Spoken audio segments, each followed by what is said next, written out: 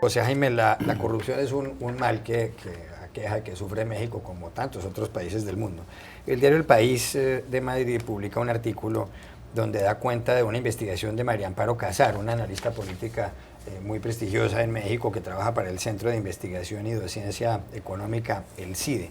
Y hay unas informaciones aquí que realmente llaman la atención, porque según las estadísticas que ella publica, las conclusiones del estudio elaborado, el 91% de los mexicanos asegura que la corrupción es el pan diario de los partidos políticos y el 90% piensa lo mismo de la política. ¿No hay ningún partido político que ofrezca algún tipo de alternativa en México en el que puedan confiar los mexicanos, en el que puedan tener esperanza? Bueno, antes que nada déjame decirte, para mí hablar de este tema en un medio internacional siempre resulta un tanto incómodo. Claro. Y me resulta un tanto cómodo y hasta chocante porque da la impresión, y desde siempre esa ha sido la percepción a nivel internacional, México es un país por definición corrupto. Cuando todos sabemos que la corrupción no es una exclusiva de México. Está en todas partes. Está en todas partes. En todas partes. Aquí en Estados Unidos hay mucha corrupción.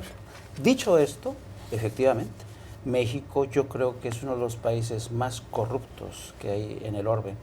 Y yo creo que es un tema que viene de lejos y es un tema contra el cual no ha podido ni la clase política, sobre todo, que es la principal responsable, los tres poderes, el poder político, el ejecutivo, el legislativo y el judicial, han sido incapaces de erradicar este fenómeno.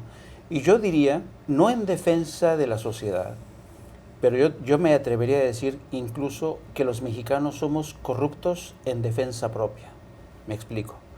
Cuando, por ejemplo, el padre de familia o la madre de familia se enteran que a su hijo lo van a procesar y tiene que su contraparte es el hijo de un político o de un empresario, la madre o el padre van a hacer todo lo posible por sobornar al juez, a todo el aparato de justicia. Entonces, por eso los mexicanos somos corruptos en defensa propia. Cuando quieres que tu hijo pase un examen o tenga una oposición, hay historias muchísimas de cómo se corrompe al sistema para que tu hijo tenga una posición clave dentro del aparato gubernamental. Los intereses creados, que forma parte de lo mismo.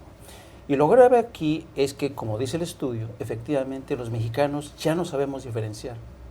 A ese grado llegamos. Ya no sabemos distinguir entre lo que es ser corrupto y lo que no es ser corrupto. Y ni siquiera sabemos lo que son los intereses creados.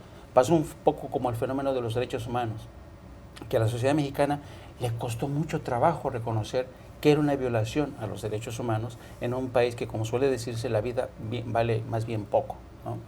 Y yo creo que este fenómeno no se puede combatir si no es primero con el ejemplo de la clase política. Y desafortunadamente, solamente por lo que hemos visto en los últimos gobiernos, por ejemplo, el asunto de la Casa Blanca del presidente Enrique Peña Nieto, los intereses creados con las grandes constructoras, las campañas políticas que están ahora mismo, donde todos los partidos políticos reciben dinero por aquí o por allá, o hacen pactos con el crimen organizado.